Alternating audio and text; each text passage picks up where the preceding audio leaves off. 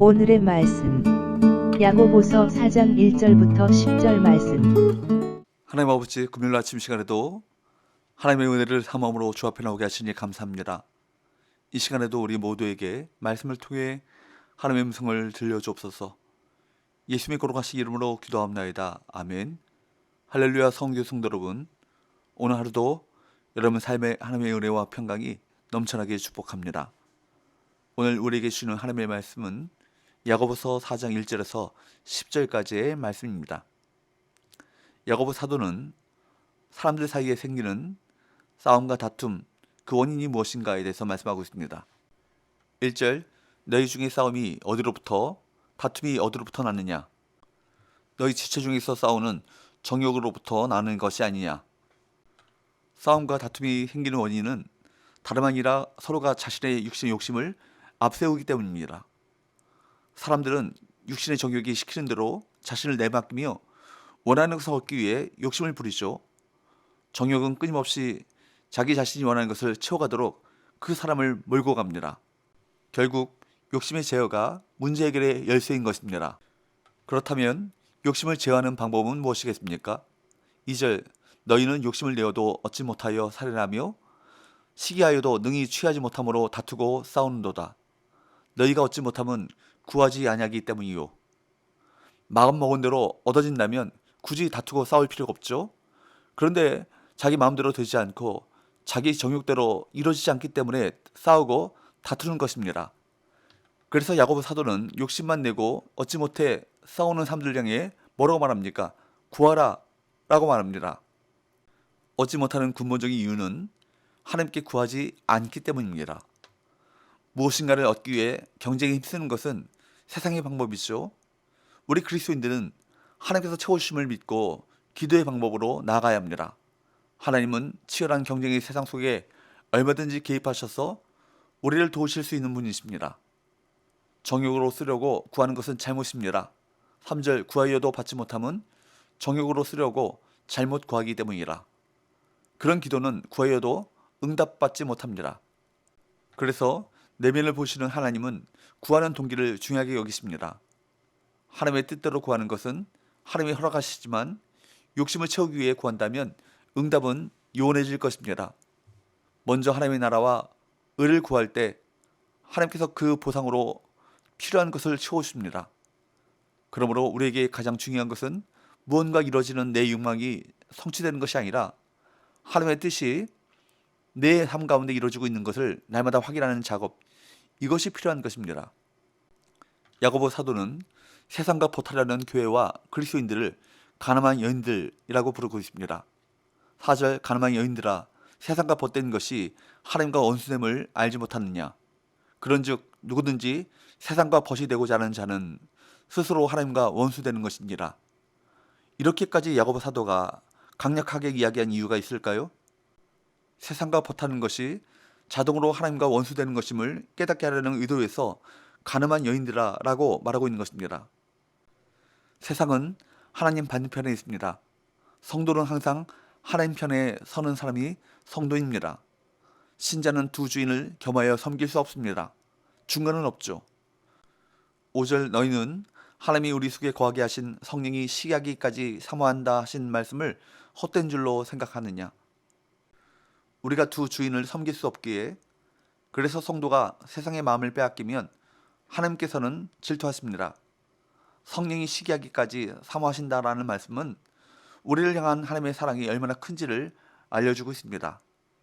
하나님의 질투라고 하는 하나님의 성품은 가장 소중한 것을 빼앗기지 않으려 하시는 하나님의 열정적인 사랑을 가리킵니다. 우리를 가장 사랑하시는 하나님은 우리에게도 동일한 사랑을 요구하시죠. 하나님은 우리를 독점하길 원하십니다. 6절, 그러나 더 큰 은혜를 주시나니 그러므로 일러스되 하나님이 교만한 자를 물리치시고 겸손한 자에게 은혜를 주신다 하였느니라. 욕심이 있는 곳에는 교만이 있는 곳에는 욕심이 함께 활동합니다. 이 교만이라고 하는 이 주제는 가볍게 다룰 수 있는 간단한 것이 아니죠. 성경이 지적하는 죄 중에서 가장 근원적인 죄, 원죄와 같은 죄가 바로 교만인 것입니다. 하나님이 가장 싫어하십니다. 하나님은 교만한 자를 눈앞에 두지 않으십니다. 교만이란 하나님의 자리에 자기 자신을 앉히는 일입니다. 여기 6절 말씀에 보면 하나님께서는 교만한 자를 물리치신다라고 하십니다. 물리치신다 라는 히라보 동사는 안티타소마이라는 말인데 이 말은 굉장히 강력한 단어입니다. 직역하면 전투를 벌인다, 저항한다 그런 말입니다. 즉 하나님께서 대적하시고 싸우신다는 말이죠. 여러분, 그렇기 때문에 베드로전서 5장 5절 말씀은 이렇게 동일하게 말씀하고 있습니다. 베드로전서 5장 5절 하반절 말씀에 보면 하나님은 교만한 자를 대적하시되 겸손한 자들에게는 은혜를 주시느니라. 하나님은 교만한 자를 어떻게 하신다고요? 대적하신다. 하나님과 가장 거리가 멀어질 때는 언제일까요? 바로 교만할 때입니다. 교만의 순간 하나님의 은혜가 끊겨버립니다. 말씀을 드리려고 해도 교만하기 때문에 들리지 않습니다. 누가 은혜를 받습니까? 오늘 본문 6절이나 베드로전서 5장 5절 말씀이 공통적으로 말씀하는 것은 하나님은 교만한 자를 대적하시되 겸손한 자들에게 은혜를 주신다 라고 말씀하고 있습니다. 겸손하면 은혜를 받습니다.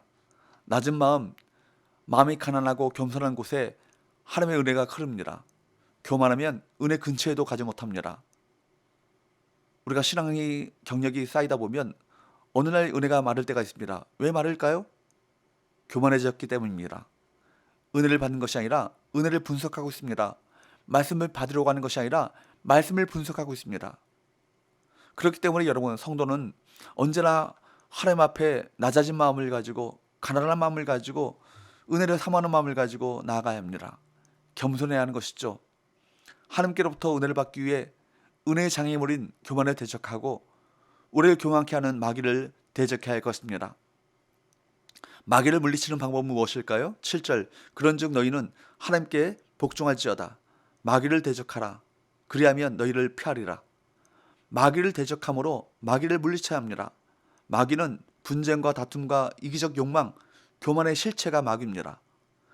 다툼의 주범이 되는 마귀를 대적하는 좋은 예를 우리 주님께서 보여주셨습니다. 우리 예수님께서는 성경 말씀으로 마귀를 대적하여 물리치셨습니다. 말씀으로 마음을 가득 채울 때 그 말씀이 마귀를 물리치는 실제적인 힘이 되는 것입니다. 하나님께서는 당신을 가까이 하는 성도들을 가까이 하십니다. 8절 하나님을 가까이 하라. 그리하면 너희를 가까이 하시리라. 죄인들아 손을 깨끗이 하라. 두 마음을 품은 자들아 마음을 성결하게 하라. 하나님은 당신의 백성과 교제하는 것을 즐거워하십니다. 성결한 마음으로 하나님을 향하는 것이 하나님을 가까이 하는 것입니다. 예수님도 마음이 청결한 자가 하나님을 본다라고 말씀하셨습니다. 마음이 청결한 자가 하나님을 본다고 말씀하셨는데 하나님을 본다는 것은 가장 큰 복 아니겠습니까? 진정으로 하나님을 만나면 세상 즐거움이 덧없어지는 것입니다. 9절 10절 슬퍼하며 애통하며 울지어다. 너희 웃음을 애통으로 너희 즐거움을 근심으로 바꿀지어다. 주 앞에서 낮추라. 그리하면 주께서 너희를 높이시리라. 하나님은 당신 앞에서 높아지려는 자를 대적하시는 반면에 낮아지는 자에게는 은혜를 베푸시며 그를 크게 높여주십니다. 사랑하는 여러분, 내 안에 욕심이 꿈틀거릴 때, 교만이 싹트고 있을 때 겸손히 하나님께로 돌이켜야 합니다. 욕심의 주범이 되어지는, 교만의 주범이 되어지는 마귀를 말씀으로 대적해야 할 것입니다. 우리 온몸과 마음을 독점하기를 원하시는 하나님께 우리 전부를 다 드리기로 결단하시는 저와 여러분 되시기를 주님으로 축복합니다. 기도합시다. 하나님 아버지, 세상 정욕에 빠져 하나님을 멀리하고 있지 않았는지 우리 자신을 돌아봅니다. 날마다 하나님의 은혜를 사모함으로 구하게 하시고 겸손히 하나님을 순종하는 삶을 살아감으로 주님과 동행하는 삶을 살게 하여 주옵소서. 예수님의 거룩하신 이름으로 기도합나이다. 아멘.